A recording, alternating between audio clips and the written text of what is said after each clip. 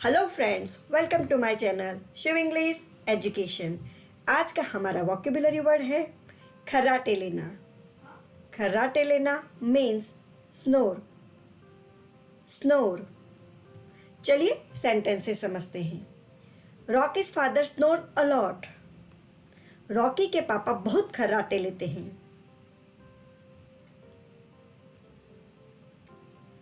कियारा's loud snoring kept me awake all night. Kiara के जोरदार खर्राटे ने मुझे पूरी रात जगाए रखा।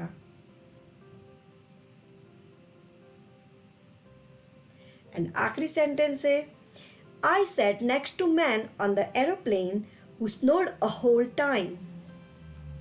मैं हवाई जहाज पर एक आदमी के बगल में बैठा था जिसने पूरे समय खर्राटे लिए। आशा है आपको ये स्नोर वर्ड समझ में आया होगा। अगर ये वर्ड आपको समझ में आया है तो इसे सेंटेंस बनाकर मुझे कमेंट करना ना भूलें। Here are some synonyms of snore. Hope ये वीडियो आपको हेल्पफुल हुआ होगा। अगर वीडियो अच्छा लगता है तो इसे लाइक एंड शेयर जरूर करें और ऐसे ही वीडियो के लिए मेरे चैनल को सब्सक्राइब करना ना भूलें। मिलते हैं अगले वीडियो में, तब तक के लिए बाय बाय।